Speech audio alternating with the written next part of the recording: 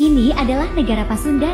Negara Pasundan adalah sebuah negara federal yang mencakupi wilayah bagian barat Pulau Jawa yang dibentuk oleh Belanda pada 1948 setelah Perjanjian Linggarjati. Negara ini mencakupi wilayah yang sekarang menjadi Provinsi Jawa Barat, Banten, dan Jakarta. Negara Pasundan dideklarasikan pada 4 Mei tahun 1947, namun baru diresmikan setahun kemudian. Presiden pertama dan terakhirnya adalah Raden Arya Adipati Wiranata Kusuma. Negara ini dibubarkan pada 11 Maret tahun 1950 dan pada tahun yang sama negara Pasundan resmi bergabung dengan Republik Indonesia. In het westelijk deel van Java liggen de Sunda-landen, die de aandacht op zich hebben gevestigd door de bijeenkomst van de Soendanese Volkspartij in Bandung, waarbij deze partij de zelfstandige staat Pasundan proclameerde.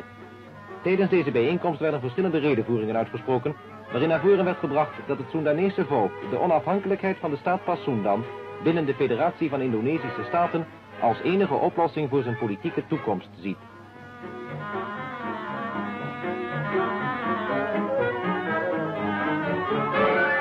Na afloop begaf men zich onder meevoering van Nederlandse en wit-groene Soendanese vlaggen naar het residentshuis, waar aan resident Klaassen een afschrift van de onafhankelijkheidsproclamatie werd overhandigd.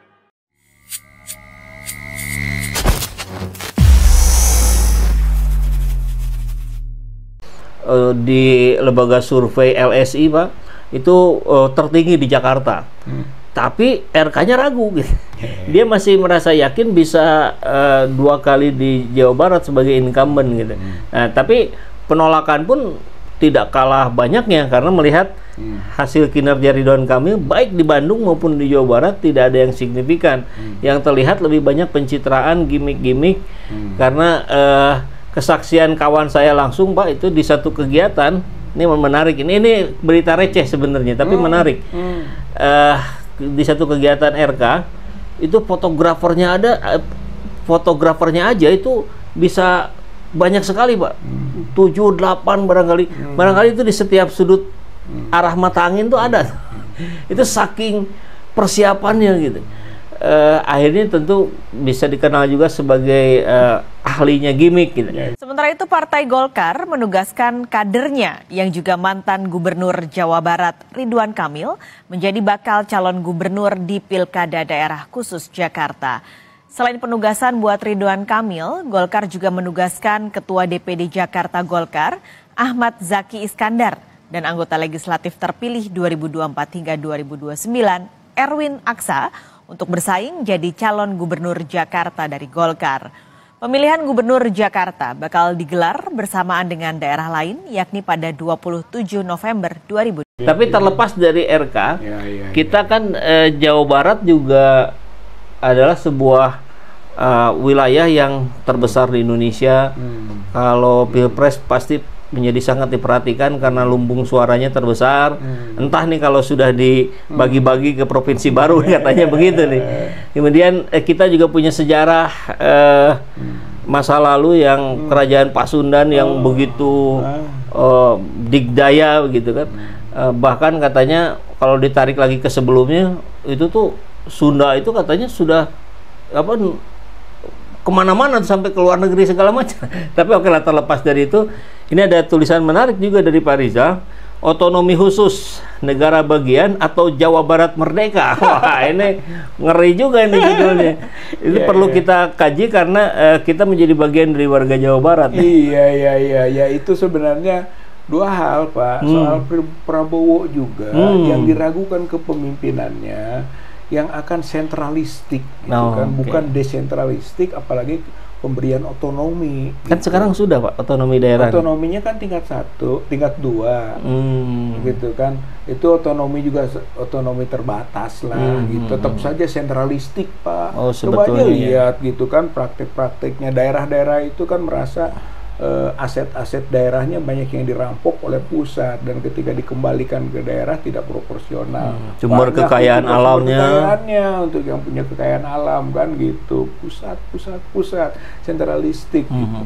Nah, kalau karakter itu masih dijalankan yang sifatnya tadi otokratis gitu kan, mungkin mendahulukan egoisme didahulukan, mungkin juga tidak pernah punya perhatian yang sebenarnya gitu kepada rakyat selain untuk kepentingan diri dan sebagainya gitu kan, gimmick dan juga lain-lain lah gitu kan. Maka itu jadi sesuatu hal yang menimbulkan reaksi masyarakat termasuk Jawa Barat untuk konteks kepemimpinan.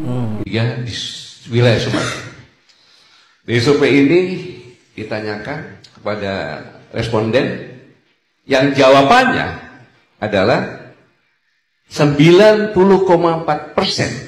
kalau pemilu itu curang dan ada intervensi dari alat negara, yaitu KPU, Bawaslu, aparatur negara, TNI dan Polri, maka akan terjadi disintegrasi bangsa. Kita tidak percaya dengan Indonesia. Dan yang lebih mengerikan lagi, dengan pertanyaan yang sama, 82,5% akan merdeka. Saya bilang, Anda belum konstitusi. Tidak, Pak. Tidak. Baca sejarah bahwa 43 kesultanan dan kerajaan memberikan mandatnya kepada Indonesia agar persatuan itu lebih besar. Satu, mendukung kan. Itu kan kalau memang kepemimpinannya sentralistik dan otokratis, ya kita harus berpikir ulang, bisa diterima nggak pemimpin begini? Satu. Yang kedua, soal rencana kepindahan IKN ke Kalimantan. Ya sementara Jakarta itu gitu kan dijadikan daerah khusus saja, bukan ibu kota. Udah ada keluar undang-undangnya gitu kan. Jadi tapi berlakunya nanti ya, setelah nanti gitu Perpres atau nanti akan dibuat aturan pelaksanaan. Tapi itu sudah menjadi ketentuan kan, udah sulit lah untuk keluar di mana sih posisi Jakarta. Jadi yang khusus itu Jakarta, Aceh, mungkin Jogja. Ya kalau memang hanya itu, kenapa yang lain tidak punya hak? Gitu Pak, untuk punya otonomi khusus. Jawa Barat ini juga punya mungkin kekhasannya, apakah adat istiadat, kesejarahannya, tentang kesundaannya, atau juga keagamaannya, gitu kan. Jadi kok Aceh bisa, kok Jakarta bisa, kok Jogja bisa, Jawa Barat nggak bisa. Itulah spirit otonomi khusus. Bukan hanya Jawa Barat mungkin, apakah Sulawesi Selatan, atau mungkin Kalimantan Selatan yang punya juga karakter-karakter spesifik, atau Sumatera Barat, atau sekalian aja semuanya. Atau nggak bisa. Nah kalau semuanya berarti nanti bukan otonomi khusus, karena berlaku umum. Itu opsi kedua, udah aja jadi negara federal. Jadi otonomi khusus itu bentuknya bisa federal. Kalau otonomi khusus itu NKRI. Iya, NKRI. Gitu kan, di mana beberapa wilayah diberi otonomi khusus, gitu. Yang tidak diberikan di daerah lain. Tidak diberikan daerah lain. Nah, tinggal sekarang kan hak-hak yang untuk meminta dan diberikan itu terbuka, termasuk Jawa Barat gitu. Jawa Barat ini sudah sangat perlu punya otonomi khusus, begitulah ketika NKRI. Tapi kalau lihat nanti konteks kesejarahan, pernah kita jadi negara bagian, yaitu ketika negara berubah jadi federasi. RIS dulu. Republik Indonesia Serikat. 47, 48, kita pernah punya negara Pasundan. Tahun 47 gitu kan, deklarasi 4 Mei 1947 yang dipimpin oleh Raden Surya Kertalagawa, itu bekas Bupati Garut. Itu jadi apa? Presiden ya. Jadi presidennya negara Pasundan. Kurang lebih setahun lah. Nah, setelah itu dukungan agak kurang, meredup, muncul lagi negara Pasundan 2. Negara Pasundan itu di bawah RIS, gitu kan, Republik Indonesia Serikat. Itu yang pimpinnya Raden Adipati Ria Wiranata Kusuma V, bekas Bupati Bandung. Tadi Garut ya, sekarang Bandung. Gitu kan, Wiranata Kusuma V itu jadi wali negara atau presiden juga, gitu kan. Nah, jadi kita punya sejarah menjadi negara dan punya presiden sendiri dalam negara Republik Indonesia Serikat, bersama beberapa daerah atau negara lain seperti misalnya Jawa Timur, Sumatera Timur, Sumatera Selatan, Madura, gitu kan. Kemudian juga Indonesia Timur. Di samping ada Republik Indonesia. Gitu. Ini Republik Indonesia Serikat. Jadi ada yang itu satu kesatuan federasi. Itu pernah dalam sejarahnya negara Pasundan. Itu tadi tuh negara Pasundan itu, Pasundan 1, Pasundan 2 sampai tahun 1950 gitu kan. Itu kita 3 wilayah itu. Jawa Barat, Banten, Jakarta. Itu distrik Jakarta gitu kan, kecil Jakarta tapi distrik dia masuk, tapi masuk negara Pasundan. Masuknya negara Pasundan. Jadi ini konteksnya nih kalau pilihan opsi yang kedua ini, silahkan ibu kota pindahkan ke Kalimantan. Jakarta diambil lagi oleh Pasundan. Oke.